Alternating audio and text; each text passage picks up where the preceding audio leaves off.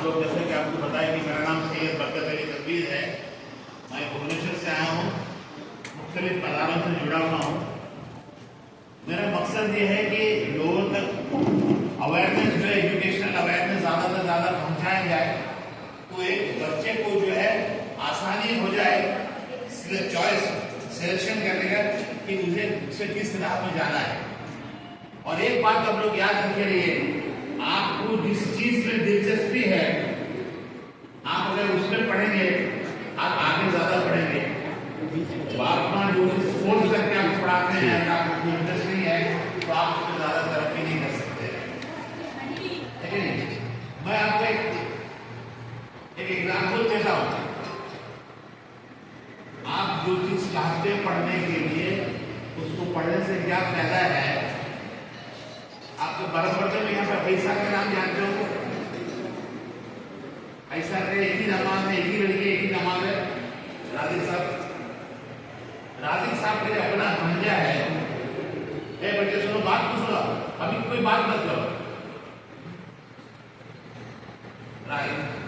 तो राजिक साहब का जो एक भांजा है जिसने इंजीनियरिंग किया, क्या इंजीनियरिंग किया, उसको इंटरेस्ट नहीं था।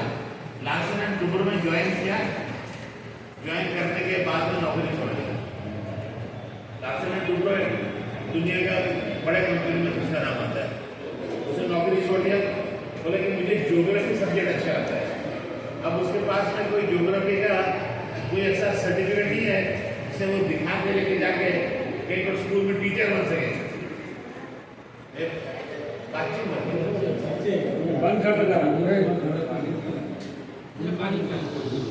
क्लास अच्छी के लोग आना चाहिए, ये भी जरूरी है, लेकिन असल क्लास वो है कि नहीं? माशाअल्लाह माशाअल्लाह। तो वो लड़का जो है नौकरी छोड़ दिया। अब उसको इंटरेस्ट है किसमें? भूगोल है ना, जियोग्राफी। अब वो क्या करेगा? तो उसने खुद अपने पढ़ना शुरू किया, पढ़ के किताब लिखा, लिखते दिखाने के बाद में दिखाया कि स्टैंडर्ड किताब बहुत अच्छा है। आईएएस से ज्यादा तो बड़ा कोई कोचिंग तो होता नहीं है ना। आईएएस कोचिंग इंस्टीट्यूट में उसको रिक्रूट करा गया करोड़ों के पैकेज। कहने का मकसद यह है कि इंटरेस्ट आपको जिस चीज में होगा, आप उसमें अगर आप मेहनत करेंगे तो आप लोग बहुत आगे जा सकते हैं, तरक्की कर सकते हैं। वो लड़का इंजीनियरिंग छोड़ के, आप जाके उसका नाम जाके गूगल में मार के देखिए, अभी Shabir Ahmad, top 5 geography teachers in India में उसका नाम आता है, शबीर अहमद का नाम। यहाँ पे एग्जाम्पल आपको दिया। दूसरी बात यह है कि बच्चे जो है हमारे आज के दिन में, अगर बाप माँ के अंदर में उतना नॉलेज अगर नहीं है बाप माँ के पास में, और जानकारी आप लोगों के पास में नहीं है, या ऐसा इंस्टीट्यूट नहीं है या इंफॉर्मेशन सेंटर नहीं है जो आपको सारा बात आपको इल्म से रिलेटेड अगर बता सके, तो आप बच्चे के लिए और उसके बाप माँ के लिए मुश्किल हो जाता है कि वो बच्चे को किस फील्ड में लेकर पढ़ाए, और कहाँ पर पढ़ाए, कैसा पढ़ाए, कितना खर्च है, कैसे दाखिला लेगा। तो ये सारा चीज जानना भी जरूरी है। तो देखिए, आज के दिन में इल्म हासिल करने का इस्लाम मजहब में तो फर्ज है, मर्द औरत के लिए इल्म हासिल करना फर्ज है। हम लोग तो इसीलिए हमारे लिए जरूरी है कि हम जो है अल्लाह ताला का जो हुक्म है, हुजूर सल्लल्लाहु अलैहि वसल्लम का जो तरीका है, उसको अपनाने की हम लोग कोशिश करें। आप देखिए, आज के दिन में अगर आप ये सोचें कि मुझे कुछ लेक्चरर, इंजीनियर, डॉक्टर बनना है, अगर किसी के पास पैसा है तो अपने बच्चे को प्राइवेट कॉलेज में भी पढ़ा के बना ले सकते हैं। लेकिन बात यहाँ पर यह है कि आपका मंजिल जो है वो क्या है? सिर्फ इंजीनियर, डॉक्टर, लेक्चरर, प्रोफेसर बन के आप पैसा कमा के एक बिल्डिंग बना के अच्छे से रहना चाहते हैं, यही अगर आपका मकसद है, तो आपका मकसद जो सही नहीं है, आप अपने जिंदगी के मकसद में फेल है। ये अधूरा ख्वाब है, ये ख्वाब आपका अधूरा है। आप अगर इंसान हैं, आप अगर जानते हैं कि दुनिया में आप जहाँ रहते हैं उसका मसला मसाइल, उसका प्रॉब्लम्स क्या है, और वो प्रॉब्लम का हल कौन करेगा? अगर हम और आप नहीं सोचेंगे तो फिर कौन सोचेगा? आज आप देखिए, जो बहनें, जो लड़के यहाँ पर आए हैं, ये आप लोगों की भी जिम्मेदारी है कि आपके घर में अगर लड़के भी हो या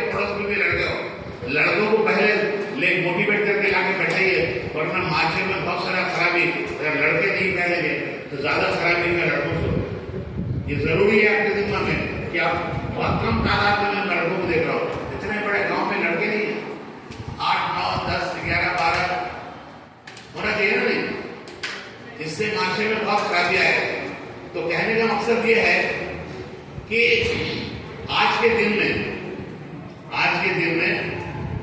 हम देखते हैं कि दुनिया जिस रफ्तार से, जिस तेजी से तरक्की कर रही है और लोग आगे बढ़ रहे हैं, कभी कभी हम जो है मकसद से जो है वो हट जाते हैं। अगर आपका मकसद सिर्फ है कि मैं कामयाब हो जाऊं, अपना बिल्डिंग बना लूं, अपना बच्चों को अच्छा पढ़ा दो, कुछ अच्छा मैं गाड़ी खरीद कर लूं, पैसा मैनेज कर लूं, ये कोई मकसद जिंदगी नहीं है। क्यों कि हमें देखना है, इस्लाम में ये कहा गया है कि अगर आपका पड़ोसी भूखा है और आप खाना खाकर सो गए हैं, अल्लाह ताला क़यामत के दिन में पूछेगा, मैं भूखा था तो मुझे खाना नहीं खिलाया।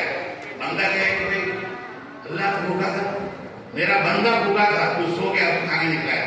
इस्लाम जो है वो ह्यूमैनिटी का सबक सिखाता है। इस्लाम जो है इंसाफ सिखाता है।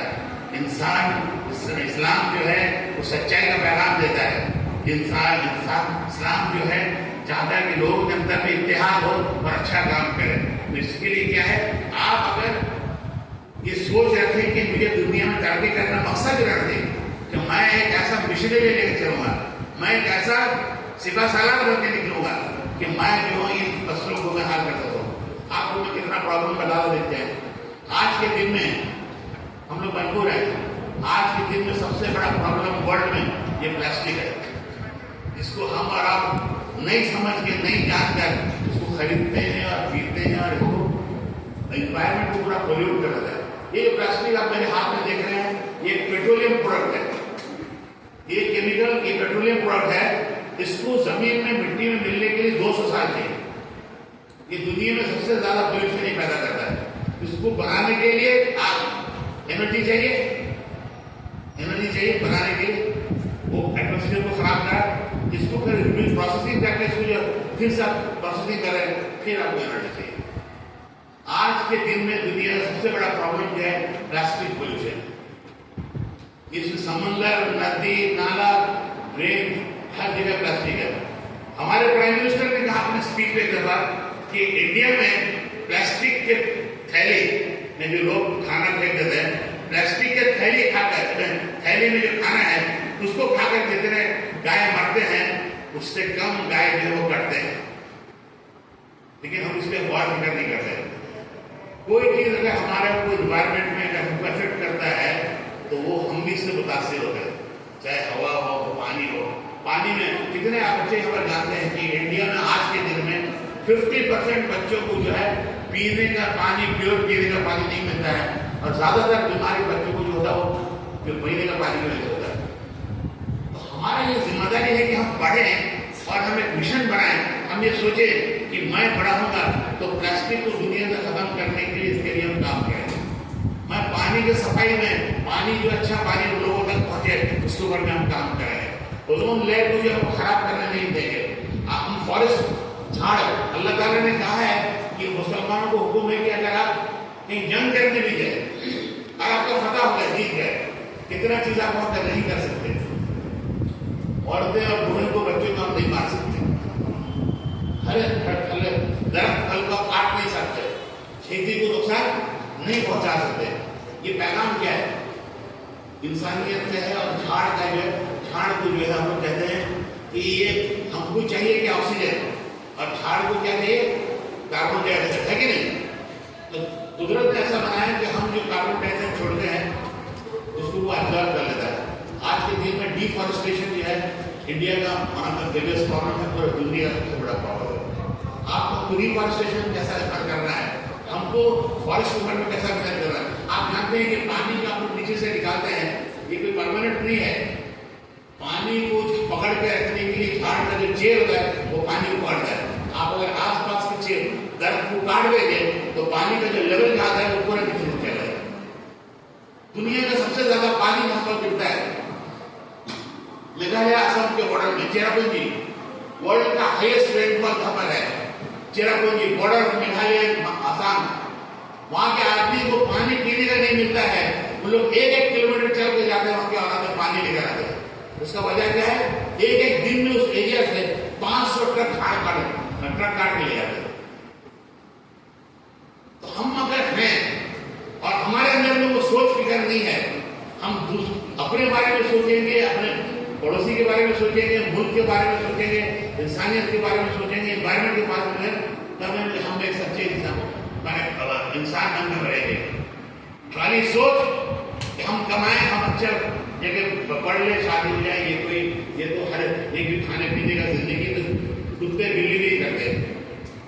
हमारे उनमें फर्क क्या है? आपको देखिए, आज के दिन में इंडिया में सारा चीज का डिबेट होता है। कम से कम तकरीबन 12 लाख औरतें हैं, लड़कियां हैं, जिनका कोई हिसाब नहीं है, गायब हो गए। कहाँ गए? जमीन निकल गया, आसमान ले गया, किधर चले गए? बच्चे भी गायब दे लिए जाते हैं। ये सब प्रॉब्लम के ऊपर हम लोग डिस्कशन नहीं करते। और आपको मैं चाहता हूं कि हर बच्चा जो इसको सुनता है वो एक ऐसा सिविल सलार बने, उसके अंदर भी ये जज्बा पैदा हो, ये सोचे कि मैं बड़ा होकर या बड़ी होकर मैं जो है इन चीजों में काम करूं, चाहे प्लास्टिक हो, पानी हो, एजुकेशन हो। हमारा मजहब ये कहता है कि कोई भी आदमी जो है वो अनपढ़ जाहिल नहीं रह सकता, वो आदमी पढ़ा लिखा होना चाहिए। लेकिन अफसोस की बात है, 1400 साल के बाद में दुनिया में आज के दिन में इलिटरेट मतलब जो अपना नाम लिख नहीं सकता है, आज के दिन में 45% मुस्लिम जो है इलिटरेट है, लिखना पढ़ना नहीं आते। तो हमारे अंदर में फिक्र होना चाहिए, मैं यहाँ क्या पूरा अफ्रीका तक हम जाएंगे, हम जाके मेहनत करेंगे और लोगों को है बनेंगे, आपको ये सिखाएंगे, उनको पढ़ना सिखाएंगे। हुजूर सल्लल्लाहु अलैहि वसल्लम के जमाने में जब कैदी लोग को पकड़ के जंग से लेकर आया जाता था, उनको बोलते थे, अगर वो मुसलमान नहीं थे उनको बोलते थे कि आप जो हुनर जानते हैं आप हमें सिखा दीजिए, आपका जो वक्त है, पीरियड जेल का जो टर्म हम उसको कम कर दें, अगर हुनर सिखाइए या एम सिखाइए। तो हमारा जिम्मेदारी क्या है? हम अगर इन चीजों को नहीं सोचेंगे, नहीं समझेंगे, अगर यहाँ पर बता सकता है कि भाई हर आदमी में कमाई का इंजीनियर हो, ये हो रहता है, बच्चों को जहमी मालूम नहीं है कौन सा ऐसा पाठ है कि आप एक दिन में 1 करोड़ रुपया लीगली कमा सकते हैं? बताओ कौन सा ऐसा पाठ पढ़ने से, क्या पढ़ने से आप एक दिन में 1 करोड़ रुपया कमा सकते हैं? है कोई गांड है?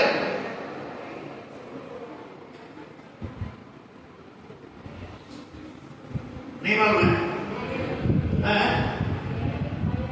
आईआईटी में तो जहां मिलेगा 1 करोड़ साल में मिलता है, मैं एक दिन का बात होता।